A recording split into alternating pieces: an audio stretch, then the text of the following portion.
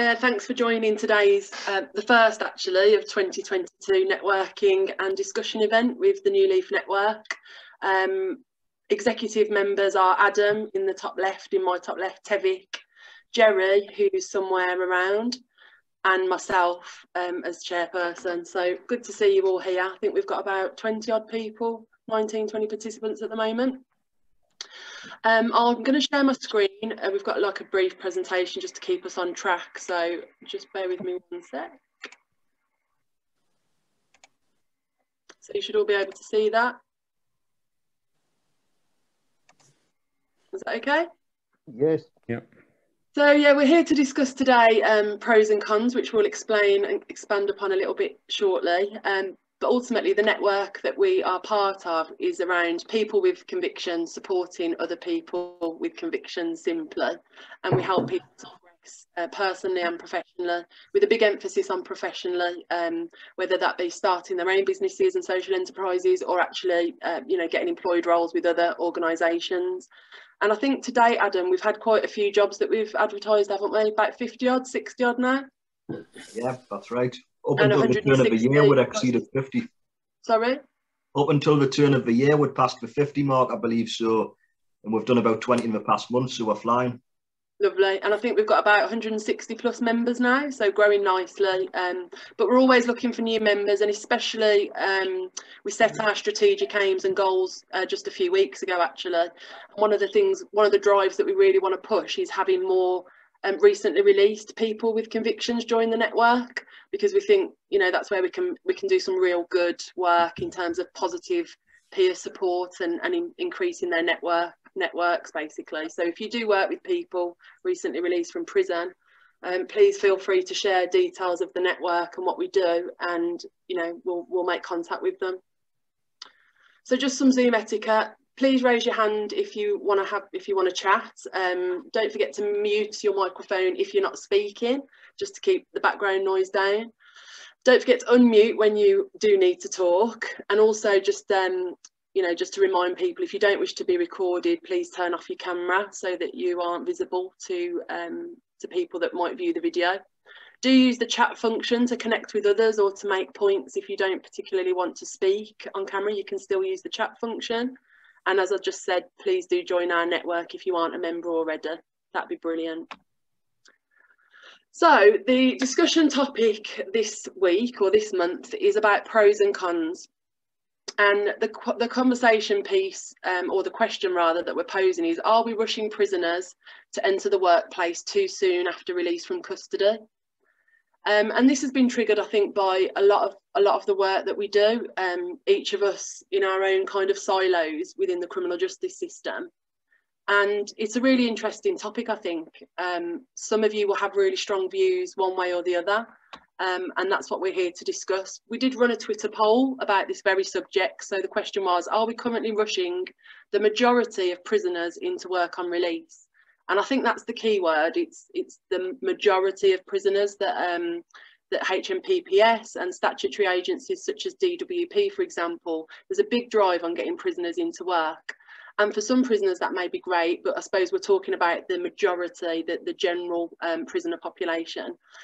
And you can see the results were that 33% felt that yes, that was being rushed. That was a process that was being rushed at the moment.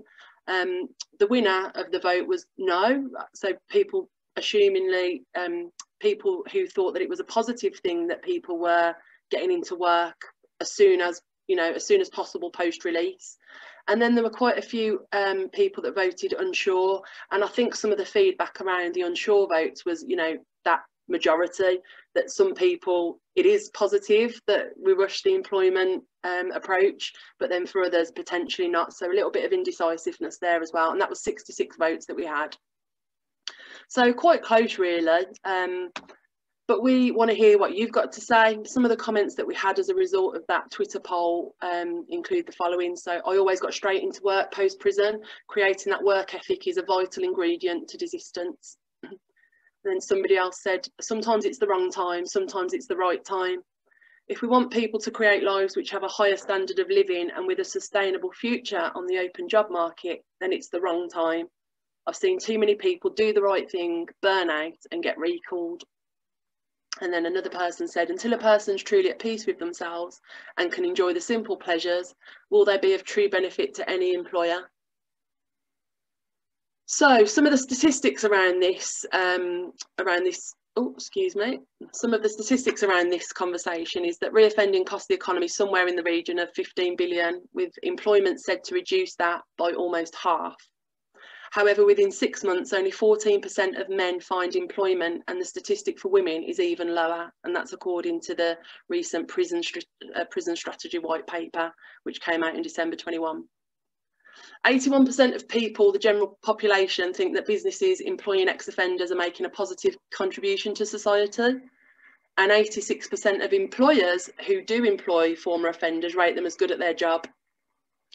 68% of people in prison believe that having a job is the single most important factor in reducing reoffending rates, which currently stand between 46 and 60%, depending on age, sex, and so on. And that's according to the Social Exclusion Unit in 2002. So you've had the stats, you've had, you know, a little bit of the Twitter poll, what people have said. We're gonna open it up to discussion now. Let me stop sharing my screen. So what do you guys think? Has anyone got their hand up? Yeah, I have, Marie. I think it's basically down to the individual and their needs, really. I mean, myself, I got employed within 3 months of being released from prison, and last time I got released, and for me it was beneficial. That's how I reintegrated back into society. But for people with mental health issues or bigger issues like homelessness or stuff like that, they might have like more important things on their mind that they need to sort out before they can feel like they can work properly, if you sort of get me. So I think that's probably where the splits come on in your vote. Do you know what I mean? It all depends on how the individual that's being released prioritises whatever they feel. Do you know what I mean? Whatever their immediate needs are. Yeah. Can I just ask you, Frank, if you don't mind, and feel free not to answer if it's too personal or intrusive, but the 3 months thing interests me. Did you need that time, or were you looking for work? No, basically that was just how long it took. I got a job with Nissan, and it takes about 7 interviews. There's like 3 interviews, a line trial, and then you go in for your 2 weeks training, and then you start your job. So it was just purely the process of the interview with Nissan, and the interview process of Nissan. It was just purely that delay took the time. If it was just one interview, it would have been about 4 to 6 weeks for me to gain employment. But like I says, with the interview process that Nissan have, you go for like 2 interviews, then a line trial, then a further interview, then you start your 2 weeks training, and then you move on to your line trial, and then you get your contract. And so for you, it's been a real positive thing, and you've been on it since you left prison. No. I was at court last week. I've just been given another community order. I'm back on probation, and I've got 40 days right to do and what have you. But no, that was like that. We're talking about 6 years ago now, when I got out of jail. So yeah, it's quite some distance in the background, but like I says, that's my experience. And like I says, but I've worked with Users Voice and PPN for the past 2-3 years. So I've got a lot of input, and like a lot of people have told me their issues, and that's why I've come and joined the meeting today. Well, thanks for sharing. Does anybody think that sometimes the process around employment is rushed? And if you do think it's rushed, what reasons make you think it's rushed? I mean, just to stimulate the conversation. I can't see who's got the hand. Has anybody even got a hand function? We have Mary Claire. Okay, wicked. Go if you can. I can't see any of the ads for some reason. Jerry, then Tev, and then Billa. Brilliant. Yeah, just from I think what Frankie said there, he made a couple of good points about where everybody is with regards when they leave, when they walk through the gate. Excuse me. I mean, for my own self personally speaking, when I left, when I walked through the gate, the first thing I wanted to do was get a job. And I was lucky that I got a job and I managed to sustain employment and move forward. But years later, when I set up Unlock Employment in Glasgow, kind of the biggest thing that hit me when I was working with guys and girls that had walked out was the expectation and the pressure on them to try and find a job from, peer pressure, from probation, from family, from themselves that they wanted it. But like Frankie said there earlier, he says, the amount of people that I was coming into contact that had mental health issues, and I'm not using that as some sort of excuse, but, people need to be right within themselves, And I think that for me it was, even though I'd been inside and walked out and got a job, it was a bit of a learning curve for myself to go, yeah, we need to manage expectations for guys and girls that walk out of prison, you know what I mean? And to understand that the job market just now, that you can lose your job like that, and people don't care about half the problems that you're trying to deal with. And I think that's, I'm not too sure that the probation, the support's out there. But I know, like, obviously groups like ourselves and other groups locally and community-wise, that there's decent support out there.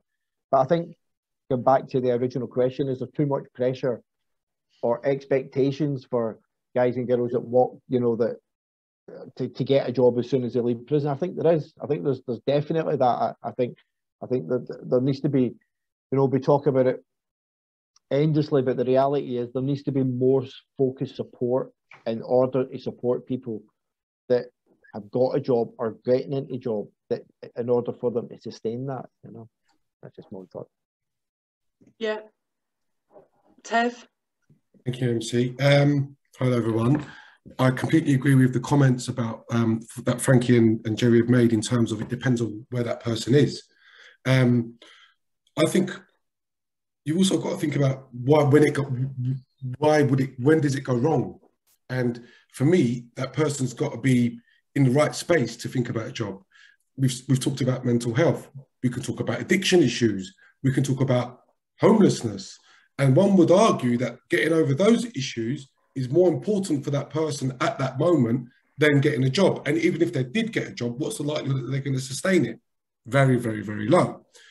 There's also a circumstance where I would like to, if possible, obtain figures of what the rates of employment are for those that have served in an open prison at some stage, because let's face it, it should be higher, because that's the whole purpose of an open prison. They're a lot higher. I'm glad to hear that. Really glad to hear that. And that, I think that has to be considered. But my point is that everyone is different. And yes, there are targets. Yes, we work in this space. We all must agree that employment is a positive factor overall. But there are snippets of people, there are groups of people where shoving employment down their throat at that particular moment is not the right thing to do. And I think it's those circumstances where it goes wrong, where it's likely to go wrong. Yeah, I mean, just to focus on some of the barriers that you mentioned, Tev, I think what we're talking about here then is, rather than a person-centred approach, is this kind of general move to drive everybody leaving prison into work. And one of the immediate barriers that the statutory agencies didn't even realise when I started bringing this up a while ago was that if you're in supported accommodation, for example, or you're going into supported accommodation on release, it is completely bizarre that you would even consider having a job unless that job paid you £1,500, £2,000 a month at least, because you're going to have to pay the higher rate of housing benefit that they're going to miss out on, which is like 200 and something pounds a week. So you're going to be looking at rent of around £900 a month for a horrible room in a shared accommodation premises. Nobody in their right mind would do that. The alternative then is that you then have to save for a deposit and look at that, massive transition to find your own place, your own tenancy agreement, your own furniture, your own white goods, so on and so forth. And both of those options just feel a little bit stifling and big. But add to that your loss of support that you would have got if you was into supported accommodation, which one could argue is equally as key, because that's the one to keep you on the straight and narrow and keep you motivated and out of trouble and whatever. So yeah, you're right. The benefit system doesn't align on some occasions. Yeah, I think the housing, yeah, you're right. The DWP kind of don't work closely enough with HMPPS to thrash out these issues around what they're both trying to achieve sometimes. Yeah. Well identified, Tev. Who else had their hands up, Ad? Billa. Yeah, hi. I was gonna say something, but I think everyone's covered the points basically. I do agree that, you know, it depends if you've come out of a Cat D prison, an open prison. I mean, me myself, I was in a Cat D, but I got bounced back to Cat C during COVID a year ago. So the problems that I saw was people like in the prison normally are going to work, education, whatever they may do, and they've got that routine. But then, as Tev said earlier, people don't have family to go to. They're going into supported housing, and even if they've got a job, they don't really know how to manage money, because in prison everything is paid for you. You just give them up to 40% of your wage, or depending whatever the prison service, however they handle it. I think more needs to be done on rehabilitating the prisoners more for when they go into the community to reintegrate. A job is a great motivator, good stability. It's a solid foundation, as I'm sure everybody will agree. But there is other areas that is quite lacking, actually, in my experience. Even in Cat D, the people that were going to work, there used to be 1 or 2 people every month absconding, and the amount of drugs, alcohol, you know, other things that were coming in. As soon as people go out, their mentality is so that they just want to get out of prison, and then they'll just get back up to the old same tricks. And if they've got a wad of cash, happy days. Unfortunately, not everybody, you know, myself and the other guy who spoke, Frankie, you know, it's hard. You know, I was in a privileged position because I did the hard work before I came out. But I do have to say, since I have been out, there is more and more opportunities for people that have got lived experience. And then the responsibility comes down to the individual themselves.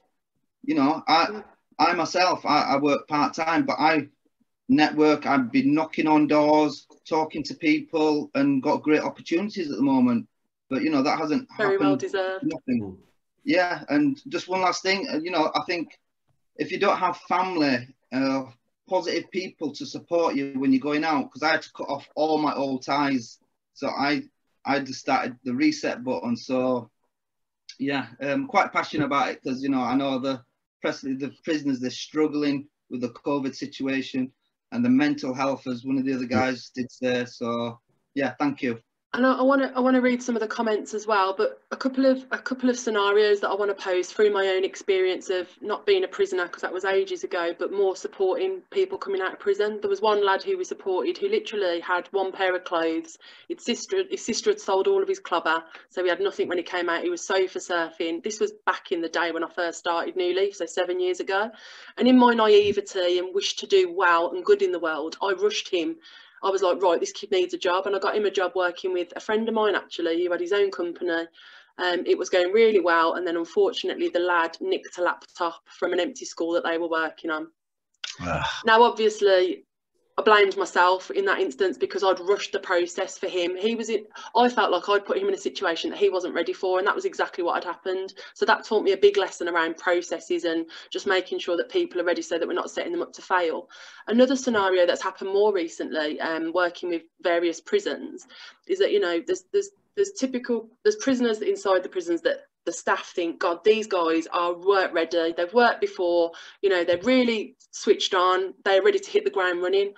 And we've supported these guys through the gate. And that, has everybody heard of the Going Forward into Employment movement? That's really positive. HMPPS and other statutory agencies are basically saying these jobs are suitable for anybody, especially people with lived experience of the criminal justice system. Basically the same as you, Bilal. Bilal's saying, you know, we want to open our doors and be more inclusive. So one of these guys, for example, got offered that job, and it was all going really well. But it crumbled, and it crumbled for a variety of reasons, the main one being his mental health. So even though in the prison he was a shining example of, you know, somebody who was work ready, actually when he got out into the community, to the reality of the world, it all crumbled and fell by the wayside, and you know, backfired on him massively. So I just think, seeing what we see on the outside of the gates, it makes me a little bit more nervous about what the prisons and HMPPS are trying to achieve. Even though I know it's with good intentions, I feel like we just need to be maybe a little bit more supportive, like we are with women coming out of prison. Actually, I feel like with females, there's not as much focus on finding work. It's actually about healing yourself and getting, you know, resettling into the community, getting in contact with your family and kids and stuff like that. Whereas with men, it's all about jobs, jobs, jobs, get work. Don't worry, you know, there's no trauma to be dealt with here. So yeah, I just wanted to kind of give those two examples of where I've seen it go wrong, and then just speak about some of the comments.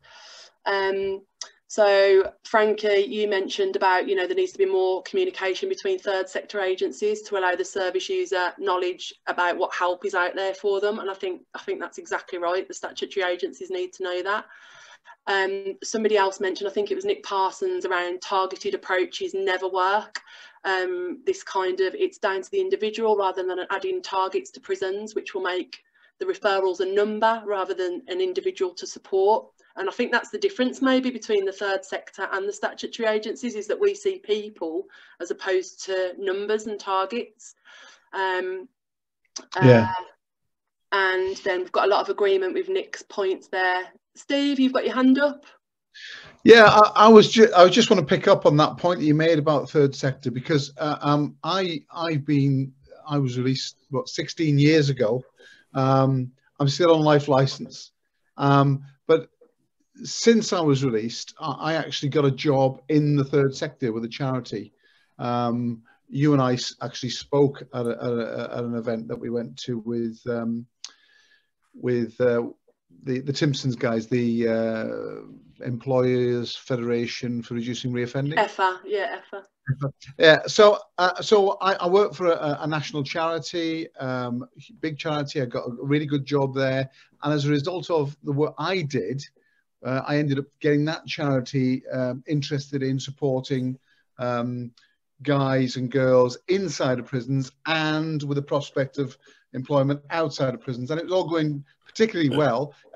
And it was all set up, and it was started engaging with guys. We engaged with people who are working in Braille units. I remember. I just was thinking it's the Braille guy. I remember. Yeah, and then, of course, the dreadful thing, I got made redundant, and it just all stopped. It all stopped because there was no champion. There's no champion left within the organisation. Because I was pushing, I was in a position to push it. It made sense for both organisations. And I'm just wondering, you know, I've thought on and off since then for the last 4 years since I was made redundant. And, you know, I've gone on, fortunately, I've got another job. You know, where to go with that, because there's some real learning there. There's real learning that, you know, I was in a very privileged position. I ended up going back into some of the prisons that I'd served my sentence in, almost undercover, because they didn't question me at all. They never asked me where I'd been or what I'd been up to. You know. yeah. Well, because I just went in as a manager. I went in as a manager for this organisation, and I went in there as a bona fide guest, dealing with people who are involved with prison industries. Yeah, I think one of the exciting things at the moment is that there is no shortage of jobs actually for our community that we're serving. I think we can all agree with that. Like, because of Brexit and I think because of COVID, the jobs are there. There's massive gaps in there's massive skill shortages and labour shortages.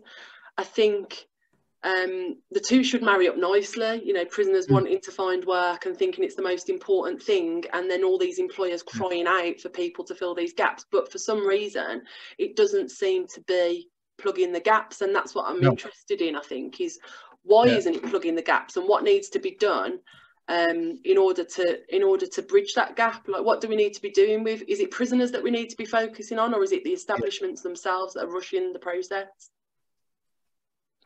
It's a bit of both, isn't it? Yeah, I think so. I think there's work to be done with prisoners in order to prepare them for what the reality of that work looks like. Anybody else got their hands up that I can't see? Lisa. Lisa, go for it. You're on mute. You're muted, Lisa. Sorry, I didn't realise I'm on mute. Yeah, I was just going to say that I've started running a service recently in the Northeast, and it's supporting people with drug and alcohol addictions, but potentially some people have come out of prison as well, and it's all around IPS, individual placement support. So we have really low numbers on caseload, and we support the people not through just getting jobs, but also through the whole the job, when they're in job as well, in job support. And I know it started off in mental health, and it's obviously trialing now in drug and alcohol, but I do believe it is being, starting to come out in prisons as well. So there's probably a need for that as well. It's not just getting someone a job, it's giving that full support once they're in job. And we do benefit calculations, we will help them with supported housing. It's a whole wraparound service.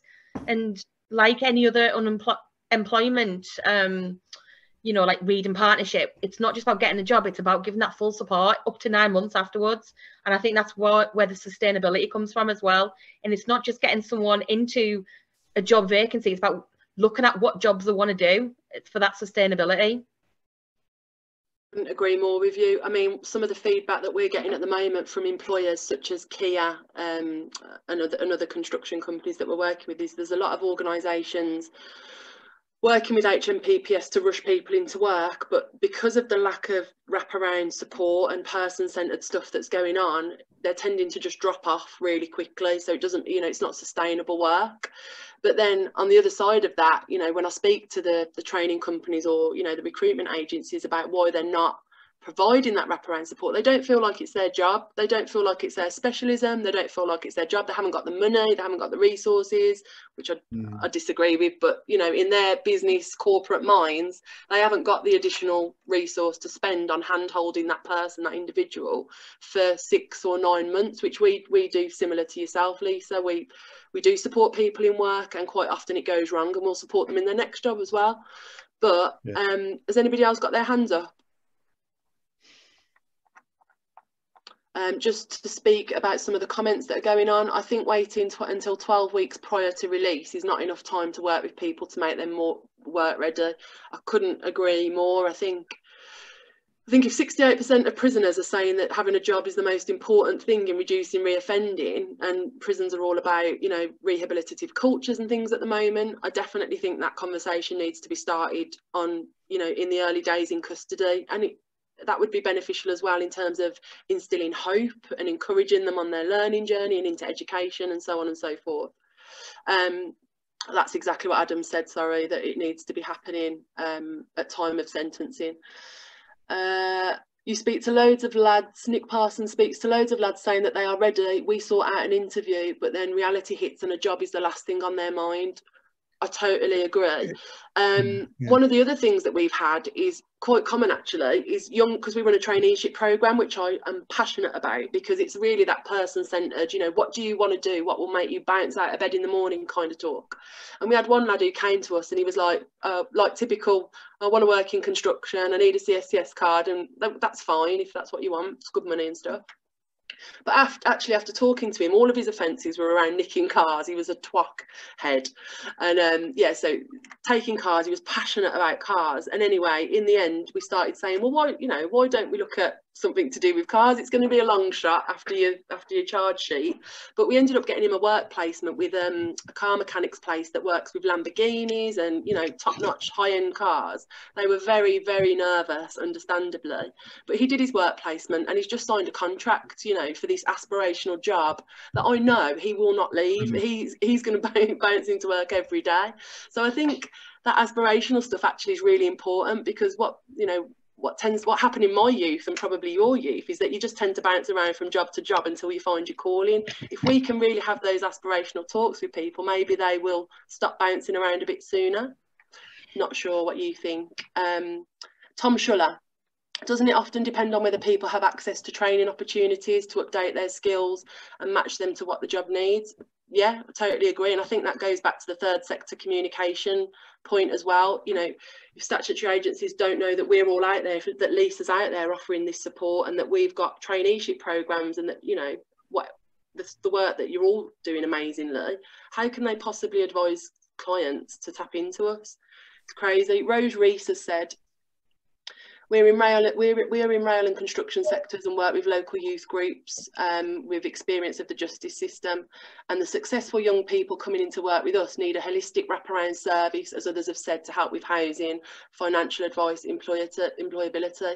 Really, I've spoke to Rose a few times, and I'd be really interested to know who provides that holistic wraparound support. If you are looking for an agency, you know, we'd happily fill that spot for you because we do it really well. And then Frankie says, more employment opportunities within prisons could also encourage prisoners to gain employment upon release. There is certainly a lack of sector choices. Absolutely. Like, this is the thing, isn't it? At the moment, it's construction or hospitality.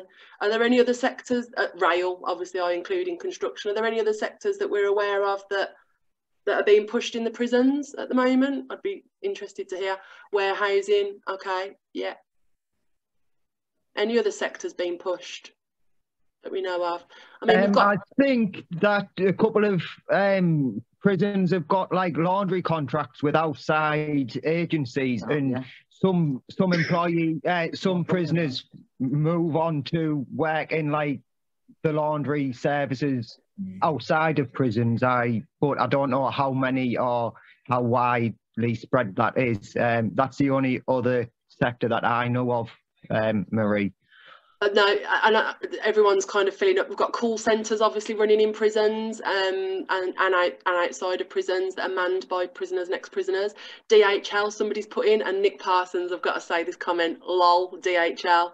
I'm assuming, well, do you want to tell us what that refers to, the lol? Do you mind? No, I don't mind. Yeah, we've put forward quite a few people to DHL and we just don't hear anything back at all. They don't even get to the interview stage. They send in anybody and anybody that'll listen to him. And I think I know what that's about, you know. So it's something to do with, you know, People Plus. I think, is it People Plus? Yeah. DHL's recruitment, they obviously work in prisons and they have prisoners working on these contracts, but then externally, if you've got a criminal record, you can't work for DHL, or that used to be the case. I don't know if they've changed that policy now. I don't know. They definitely send in all of their vacancies constantly to all of the partners within the prisons. So the same people will get the same job 6 times. But you're saying if they apply, I've never seen anybody get a job with DHL from the prison. That's interesting then. Admin, civil service, yeah. I mean, we are getting a lot more exciting jobs through the Giphy, but how successful is that? We've had one application. I think we advertise all the going forward into employment roles regularly on our network bulletins that Adam puts together weekly, and I think we've had 1 or 2 applications so far. Is that right, Ad? We've actually had 1 application come back with a CV and everything, and let's hope it goes somewhere, because it was actually an excellent CV, you know. But I think the recruitment process within anything to do with government is a nightmare, which puts people off anyway to start with. Wow, that was one of the feedback, the guy that I mentioned who got the role straight on release from prison, that was one of the things that triggered his mental health relapse, if you like, was the fact that the security vetting to go into that job was so intrusive, he felt, that it just put him off. You know, he's come out of prison, he's been scrutinised and picked to death, is kind of what he said, that he just backed away from it completely in the end, which was a shame, I think. And then we've got other picking and packing fruit and veg, catering, laundry and tailoring. We've obviously got Timpsons and Halfords that run in the prisons and stuff, and I know that they recruit on the outside. Greggs recruit on the outside. Yeah, so some interesting sectors coming up, but mainly I think we're focused on warehousing, construction and rail, and the hospitality sector. So has anybody else got their hand up before we go to the breakout rooms? Anybody got a burning point that they want to make before we split up? Okay, brilliant. Adam's going to put us all into, are we going to just go into 2 breakout rooms, Ad, or a few more? Well, mindful of time, I was going to suggest 4, but maybe we should go for 3, because then at least there's going to be about 7 to 8 people in each room if we have 3 rooms. Yeah, okay, cool. Yeah, do that then. If you split us into 3 rooms, that'd be brilliant. And then what I'd just ask is if somebody in each group can just make a few bullet points about the points that are made. What we're looking for is 5 pros and 5 cons around rushing people into employment, and maybe if you can throw in some solutions around what does good look like, what should we be doing more of. I think we've started to unpick that through our discussion, but if we can just unpick that a little bit more in your smaller groups, that'd be brilliant. So yeah, 5 pros, 5 cons about rushing people into employment, and then some solutions for the cons would be great. Should we save 5 minutes, Marie-Claire? Yeah, we'll come back at 5:15, if that's okay. Didn't want to end, we were full flow. We needed more time. We needed more time, but we've got lives outside of here, so we need to go. Right, do you want to, who wants to go first, basically? Who was group 1? Who was your group, Ad? I was in the kitchen making a cup of coffee. I didn't. You didn't take Right, if you want, Maria, I'll shoot first if you want. Group 3. Go for it. Right. Our pros are, first of all, it's going to keep you out of prison. It gives you a purpose and structure. It's going to improve your individual well-being. It's going to give you a sense of you giving back to the community. And it also is going to give you hope and whatnot, and build your relationship with family and friends, etc. Allowing you to build on them relationships, because obviously you've got your money and whatnot. Our cons were, it could be detrimental to your mental health, i.e. obviously if you're not prepared for work, you're not going to keep your job, what have you. Second one was money management. Third one was distraction to more important and outstanding issues such as mental health, substance misuse, housing issues, what have you. If rushed, the job might not be sustainable. We were talking about if you've been put in the wrong job, then are you going to actually stay in a job you're unhappy in? And our last point was it could be detrimental to your health if you've got stuff like substance misuse, substance issues, because if you've got more money, are you going to go out and spend that money on gaining more drugs, getting you back into the life of crime? So that was our 5 pros and cons. We didn't get time to come up with any solutions before we got chucked back into the main room. So unfortunately, I'm sorry. Don't be sorry. It's really interesting, isn't it? Because does having a job necessarily stop you from being sent back to prison? Statistically, it does. Statistically, people are almost half as likely to end up back in prison. But I know people that have been in work and unfortunately have been breached, or have, something's gone awry and they've ended up back in prison. It's an interesting one, isn't it? What about group 2? Lise, Justin, whose group were you in? Did you nominate somebody? That was our group. I wasn't sure what group we were. No, I'm not either, but go for it. Lisette, is it Lisette or Lisette? Lisette. Lisette, are you the one who's feeding back? Yeah, if that's okay with everyone else. I took some notes.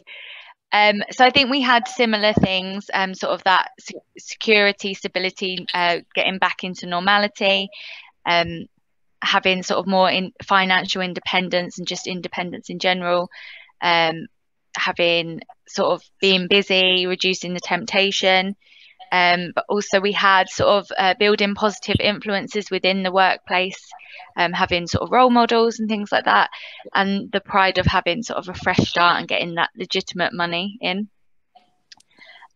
The cons that we had were sort of that lack of wraparound holistic support, and the potential of, if you're sort of put into an area or something that's not very good, that you might fall back in easily with sort of the wrong people, the wrong crowd, that kind of thing.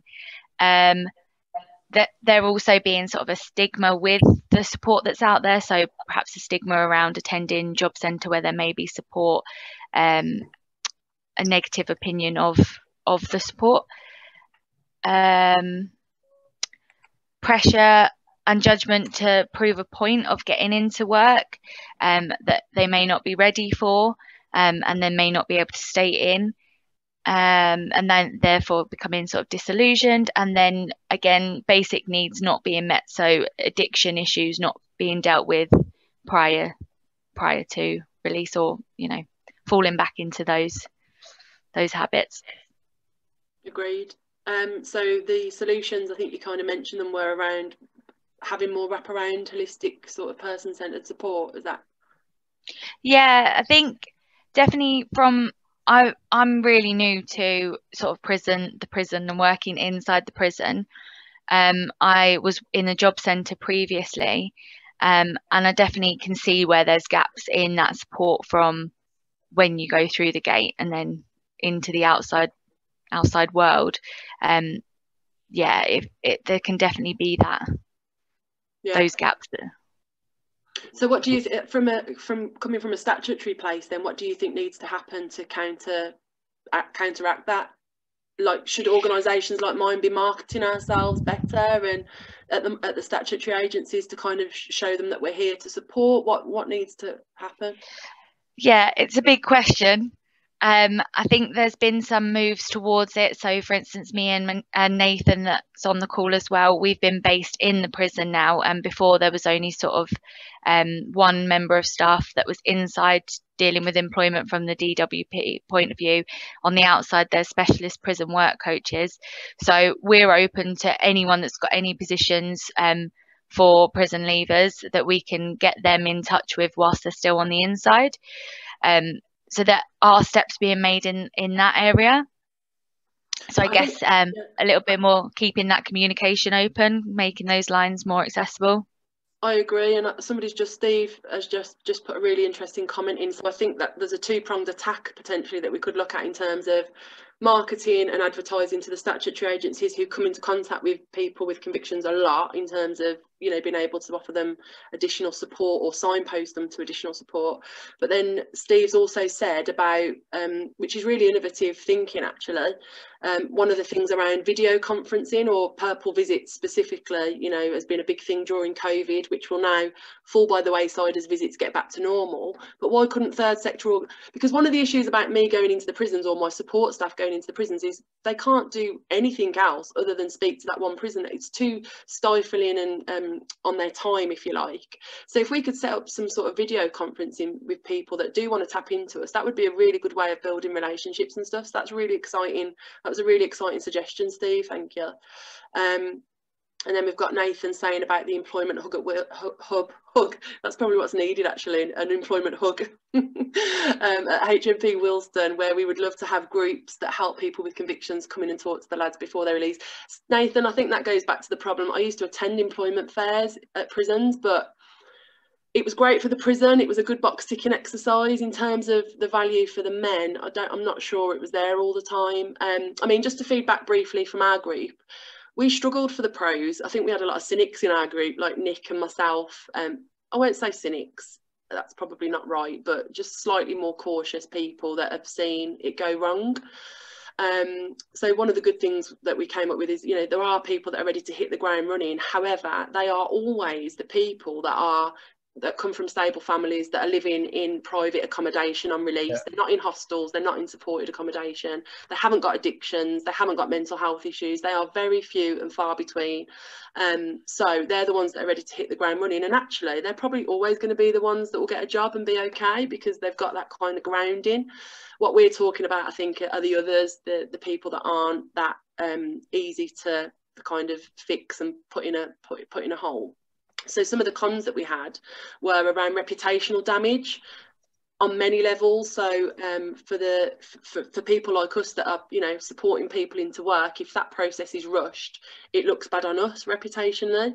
It also looks bad for the whole prison population, because prisoners who are already stigmatised and, you know, doubted as being a reliable source of labour, potentially that could be exacerbated. You know, if their employers are being let down, it looks bad on the whole community. And then also, you know, employers taking that risk of, I'm going to handhold this person, but it might backfire on us. And some of the other negatives were just around that lack of person-centred support. Nick and I have had conversations outside of this room where that's what we've identified as being one of the biggest barriers to it, to getting the volume that we need. So the solutions that we spoke about, I think, were the same that we spoke about in the big group, which was, you know, providing that sort of support and mindset work. I think it is work around mindset and aspirational thinking way before the 3-month release mark, you know, starting that conversation on when you're a newbie into the prison environment, really. And then the other thing is just maybe a place for support agencies like ours and like many of the attendees here today to provide that wraparound support, you know, but to do it as a contracted or a subcontracted partner, not to do it just because we're really bloody good at it. You know, we have to be equitably valued in that. I don't know about you, but I've had a really good meeting. Does anybody have any burning points that they want to share or discuss before we sign off? Because there's about 4 minutes left before the 5:30, before the 5:30 deadline. Would I be able to have a quick chat with you, Marie, at some point about why you didn't think coming in and talking to groups was good for the prisoners? Well, we don't necessarily need to do it with the group, whatever's good for you. Very interested in your comments. Yeah, definitely, Nathan. I'll put my number in the text box, and then feel free to give me a call. Well, you can do it tonight or tomorrow, whenever's good for you. Okay, there's my number for anybody that wants it. Always happy to have a chat. Thank you very much. Can I just say something? I think the people that are invited to the employer events are targeted as needing a job and are already job ready, so they don't necessarily need that extra support. And I think it is literally, like you said before, ticking a box to say that you've turned up. Yeah. Oh God, so many interesting stories I want to share. I feel like we need a night out to discuss it all. But absolutely right. I think there's so many things that stop people from attending things like employment fairs, like security, you know, intel and things like that. They're the people that really we need to be supporting the most, because they're the ones that are costing the money, and the cycle of reoffending is all about them. How do we get, and they're the majority of prisoners, let's not forget, you know, a very small amount of prisoners are like Jerry, for example, and have worked prior to prison, so, you know, as professionals, if you like. I think the majority of the revolving door is around people that have got addictions and that have had slightly more chaotic home lives and things like that. So, you know, how do we, and that's what the drive is on, how we get those people into work. There's a whole journey, I'd imagine, that needs to happen before that person is work ready. We do see it happen though. I mean, we've worked with people that have been called hopeless by people working inside the prisons. You know, don't work with him, we've tried everything before, he won't engage. And then obviously that's like a red rag to the bull for us. So we have worked with him and we have thrown everything we've got at him, and he's working now. He's working off the record in, you know, a car wash, but this is a guy that was hopeless prior to release, and now he's not hopeless. He's got a lot of hope in his life. So yeah, really passionate about this topic, really passionate about getting people into work, but when the time is right for them and not shoehorning them into opportunities. Thank you so much for taking part, Nathan. I'll be glad to have a conversation with you, and yeah, let's all keep the conversation going, and let's see you at the next networking and discussion group. We're